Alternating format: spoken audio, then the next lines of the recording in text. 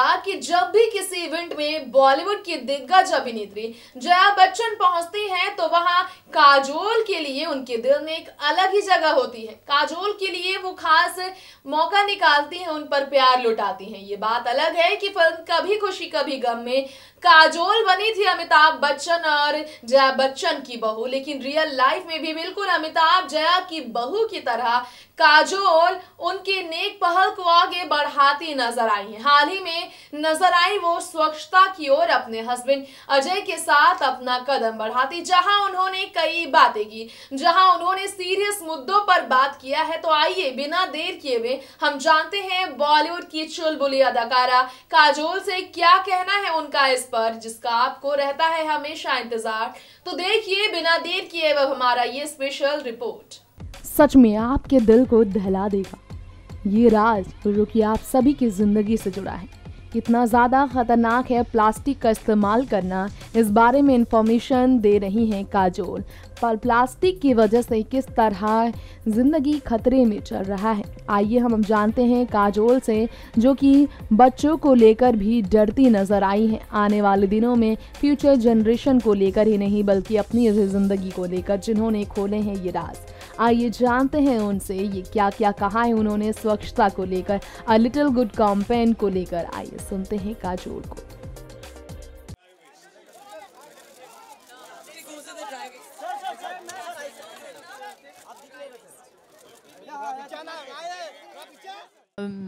I think what makes us feel most passionately about it is the fact that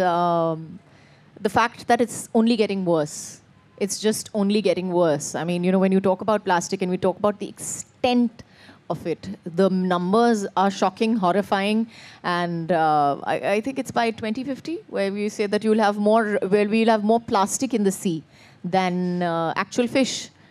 So I mean, what will we be eating at that point of time? It's got to do with, हम अगर सोचते हैं कि ये हमारे बच्चों के लिए हम क्या छोड़ के जाएंगे, ये हमारे बच्चों के लिए नहीं है, हम अपनी ज़िंदगी कैसे जी पाएंगे एक वक्त के बाद अगर हम इसके बारे में कुछ करना शुरू नहीं करें तो ऑब्वियसली उसका पहला कदम यही है कि we want that everybody, laymen, जो नॉर्मल लोग हैं, जो हर किस्म के लोग हैं, it's got nothing to do with literacy and illiteracy, it has nothing to do with you know rich poor, any strata particular in society. I think we all have to start doing our little bit for it, and the most important thing that we are here to talk about is segregating your plastic.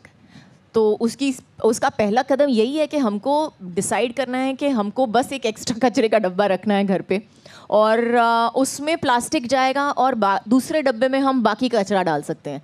तो ये एक बहुत छोटी चीज़ है, और अगर हम ये कर सकें, अगर हम ये करें तो मुझे लगता है कि ये जो हम बात करते हैं recyclable, the plastic will be recycled. हम अगर हमको एक कदम लेना है प्लास्टिक को यूज़ करने के लिए ज़्यादा समय तक, तो we have to be responsible about it.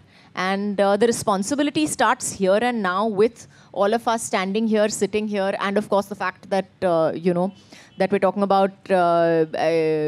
about recycling it, and we're talking about reusing it as well. I think it's very important. Ajay, do you want to add something to that? She's absolutely right. I mean, plastic, we can't live without plastic, as Sanjeev also explained. It's great, but we should be responsible because plastic is also damaging and harming the world. हम जी नहीं पाएंगे, जी के तो plastic का करेंगे क्या, हमारी life का करेंगे क्या. सो आई थिंक अगर थोड़ी रिस्पॉन्सिबिलिटी आ जाती है और अगर हम प्लास्टिक को रिसाइकल करना शुरू करें तो हम उसे यूज़ कर सकते हैं उसके साथ. और ये भी थोड़ी ये भी रिस्पॉन्सिबिलिटी आ जाए कि किस किस्म का प्लास्टिक यूज़ करना है. जो सिंगल यूज़ प्लास्टिक है उसको नहीं यूज़ करना चाहिए, और जितना कम आप चीज़ें यूज़ करो उतना बेटर है. और उसके बाद अगर उसे रिसाइकल किया जाए तो we can keep using this forever. जैसे मैंने कहा है, और more than that I think that जैसे मैंने पहले भी कहा है, अगर हम सोचते हैं कि हम अपने बच्चों के लिए करते हैं या जो भी है, ये दुनिया हमें अपने बच्चों के लिए छोड़नी चाहिए, बेहतर छोड़नी चाहिए, लेकिन हमारे बच्चों से पहले तो हमें झेलनी पड़ेगी ये दुनिया. और अगर हम इसी यू नो रफ्तार पे चले जाएं तो then it's we are going to be facing a future which is you know going to be very very difficult for us to live through.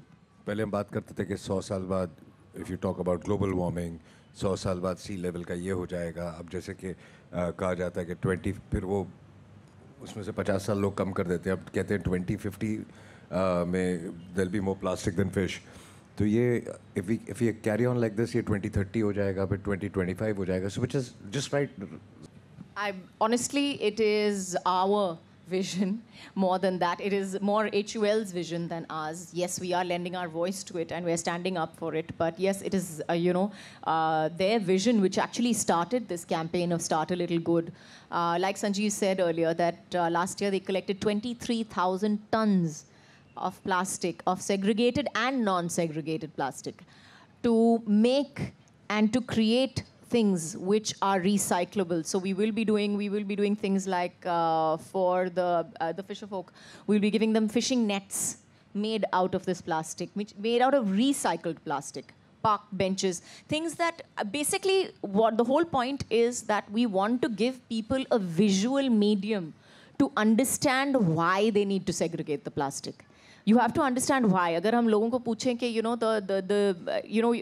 पूछें कि ये कचरा अलग कर दो, क्यों? कचरा तो कचरा होता है, बट कचरा कचरा नहीं होता है, and that's what we want them to understand. ये लोगों को समझाना है कि सिर्फ कचरा कचरा नहीं होता है, एक प्लास्टिक का कचरा होता है जो बहुत ही ख़राब है हमारी दुनिया के लिए, because it takes 1000 years for plastic to disintegrate into our soil. Does not it just doesn't disintegrate at all, like we say human bodies. जहाँ मट्टी में दबता है वो उतना एरिया बैरन हो जाता है, वहाँ पे कुछ उग नहीं सकता है उसके बाद।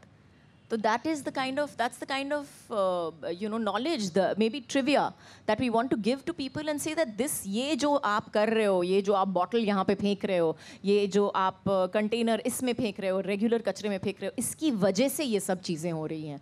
तो अगर ये एक छोटी सी चीज़ अगर आप अपने घर में अलग कर सको, और बहुत छोटी है, बहुत बड़ी चीज़ नहीं है, बहुत बड़ी सोच नहीं है उसके पीछे, और बहुत बड़ा कुछ अवार्ड विनिंग चीज़ नहीं है, but this one thing will make a difference. And I truly believe, मुझे ये सचमुच लगता है कि अगर मैं ये करना शुरू करूँ और कोई मुझे देखे, या मेरा बेटा मुझे देखता है, या मेरे बच्चे के दोस्त जो घर पे आते हैं बोलते हैं, aunty you have 2 dustbins? Really? You put plastic here and you put regular kachra? Say, yeah, we put plastic here and we put regular kachra here. This is how you do it. So I'm teaching him. वो जाके अपनी माँ को बोल रहा है, I went to Yug's house, और युग के घर में पता है ये करते हैं. Why you don't do it? It's as simple as that. It's really as simple. इतनी आसान चीज़ है, आप अपने घर में करना शुरू करो, और लोग आपको देखते देखते देखते देखते आप, you will affect the change. We will not affect the change. You will affect the change. Do you want anything, add anything to that? No, that's right. Or also, I think the awareness is very important. Like you said, कि लोगों ने बदलना शुरू किया है. I was at the airport और वहाँ पे 3 bins थे. तो people were making an effort to जो भी कचरा था वो जाके bin में डाले, ऐसे फेंक नहीं रहे थे. लेकिन I realized one thing कि उनको पता नहीं है कि कौन सा किस में डालना है. You see, we need to tell them कि कौन सा बिन किस लिए और उसका क्या यूज़ होगा, जैसे कि प्लास्टिक का कैसे यूज़ होगा जो यहाँ हो रहा है, और जो दूसरा कचरा है वो कैसे अलग डालना है। तो लोगों को ये भी नहीं पता कि कौन से बिन में कौन सा डालना है। So all these things we need to train, and I really believe कि विजन बहुत ही छोटा होना चाहिए। विजन यही होना चाहिए कि आप अपने आप को बदल लीजिए। अगर हर आदमी ने अपने आप को बदल लिया, उसको किसी और को बदलने की ज़रूरत नहीं है, क्योंकि फिर सब अपने आप ही बदल जाएंगे। तो बहुत ज़्यादा मेहनत करने की ज़रूरत नहीं है, लोगों को जाके मत बदलिए, अपने आप को बदल लीजिए, बस इतना काम कीजिएगा।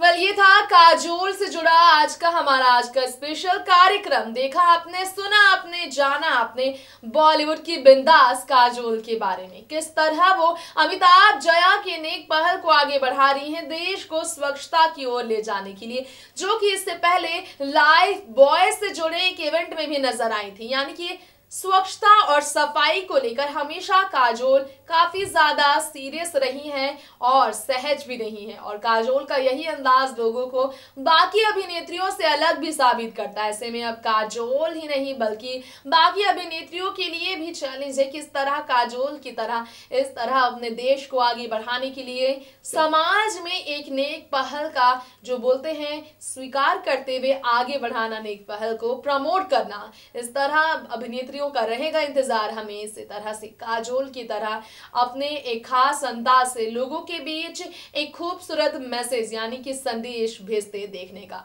फिलहाल लेते हैं इजाजत, लौटेंगे फिर ऐसे ही बॉलीवुड की लेटेस्ट खबरों को लेकर। तब तक के लिए नमस्कार।